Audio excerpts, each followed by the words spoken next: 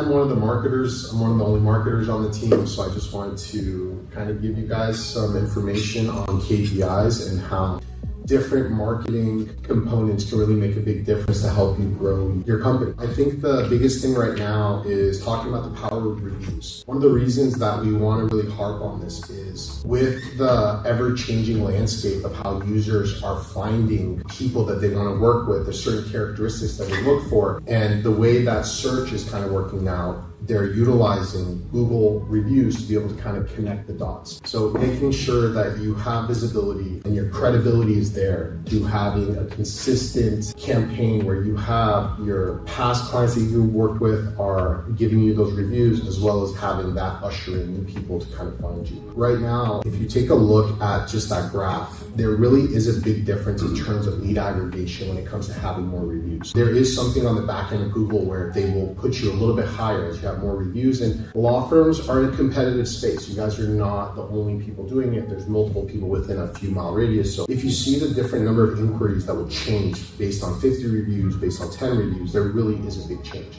No law firm is going to get millions of reviews overnight. So this has to be something you guys set into place with your firm, that you guys are hitting it just at the right spot. Everyone knows when you work with a client, there's that sweet spot. When they get that verdict, they get that high point in the case. Because you know, as you go through the case, it's slow, it's fast, and then you have the high point.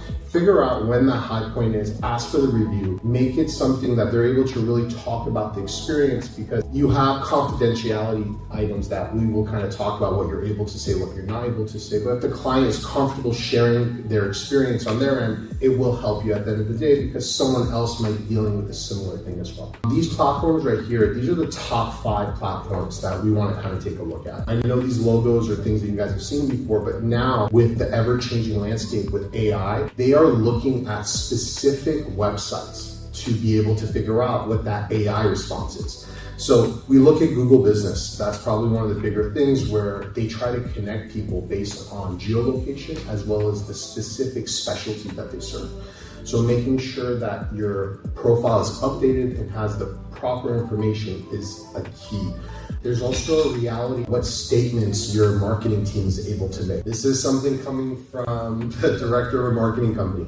Be very mindful and ask, because they will call you a specialist in anything because it helps Google. At the same time, you can't necessarily say you're a specialist in something if you haven't taken those cases on. So be mindful. Be mindful of how you're being presented, how your Google My Business page, how your website, what statements you're being said, that it won't have an issue later if you do bring on a specific client that looks for you to be a specialist, even though you don't have that track record. So just real quick, Google My Business, Although, Yelp, your Facebook page, and we also have AV that we want to be able to be visible on. Guys, all these platforms more or less will let you have a free account. I'm in no way pushing you guys to spend money with Yelp or spend money with Google. I think organic is a beautiful thing for you guys to really concentrate on and put your money towards creating content, updating the pages. Don't think you have to spend money every time. Just having a system of getting reviews, having good content going up, that will do so much for you. Okay, SEO and AI. This is probably one of the biggest things right now that's kind of changing the landscape of how people are finding you. The only way AI can give you make your recommendation for someone to be able to find if there's something for it to find and sort through and be able to read. So if you are practicing and you have a private practice and you're really not documenting or sharing or educating your consumer base and or winning those awards and sending press releases and all these things that a lot of times, a lot of my busiest clients are like, I don't have time for that. But now it's one of those things about you need to do it or you will not be visible. Having a heartbeat, having content that you're creating, this is the only way to be a part of the new generation of search.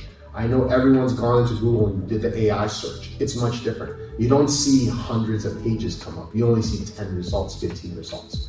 So be mindful of documenting what you're doing, your wins that you have, cases that you win. If there's something interesting that comes about with one of your clients, document it, put it on a blog, put up a video on YouTube. This is the only way you're able to really move ahead in this new market. Make sure whatever you create is relevant, it's clear. You're not making clickbait. You're making something that someone on the other side is going to share with their business partner, is going to share with their coworker. This is the way that you're able to actually bring value into their life, and then that's how they will hire you. So this is top 5. So I'm giving you guys a little list to be able to prioritize. So if you have a checklist for you guys to be able to go home and say, I need to make sure I do this. Optimize your Google My Business. When I hear people that don't have Google My Business, that's where like alarms start going off. In this new interface that we're in now, guys, you have to have a Google My Business or you are not a part of the conversation. As simple as someone looking up in an AI voice search, hey, how can I find this person? How far are they? If you're not on that map, you're not there. So make sure the Google My Business is claimed and it's optimized. I think that will be a really big help. As you know, specific services, specific things that you work really well in, you need to articulate it. Make sure your pages talk about the specific services that you do. So having a description, having your services listed. If you don't have those there, you're not a part of the party.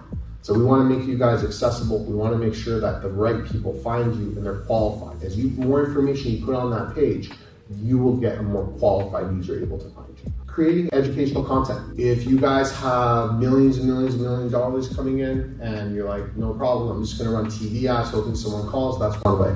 The other way is the new frontier, creating content. It's within your own hands. Less and less people have cable, less and less people are leaving the house, everyone's staying in. So with you guys being able to create YouTube content on your own, you don't need to have a full production house.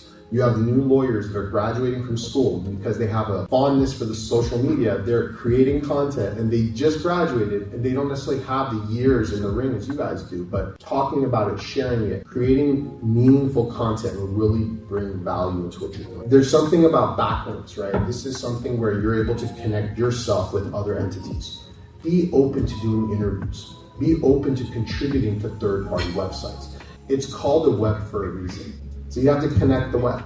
So as have your own practice, if you guys have opportunities to get interviewed, definitely do so. It will change the trajectory of your business because we'll be advocating for ourselves all the time. But when it's that third party that's stepping in, it helps create a storyline of what you've done, and also helps third parties to be able to speak about your brand and get you more visible. Make sure you guys are taking care of your assets. What do I mean by that? Your website's your asset. Make sure it's running fast. Make sure it's usable. Make sure if someone's having that first time engagement with you, they're feeling comfortable about it. They're not saying, oh, the website loads slow. This is gonna be a slow client, or these photos make me feel uncomfortable. Have what you're presenting to your audience be something that you feel proud about. The same way the different branding assets you have to your business cards, to how people will initially get to know you.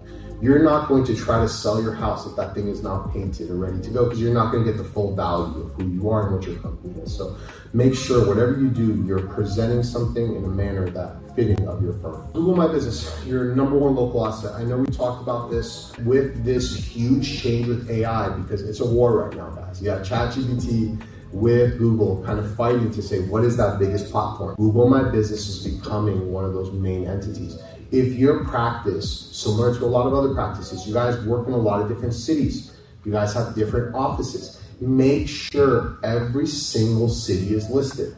You can't use satellite offices where you're just getting mail. It has to be an actual office. This was a big change that happened with Google. So if you have an office, make sure you are claiming your Google My Business. You will see the differential growth within a matter. Social media rules. It's a different playground now, guys. So as you're kind of going into this, you're thinking about, I don't have 1 million followers. If I don't upload, it's not going to happen. That's not true. With this ever-changing climate, with AI and the searchability of sorting through more information and knowing that these platforms want to be able to give more visibility to content, if you have 100 followers, you can still get 1 million views on a piece of content. Right now, with a lot of the campaigns we're running, we're not doing billboards. We're running clean social media campaigns and we're going viral.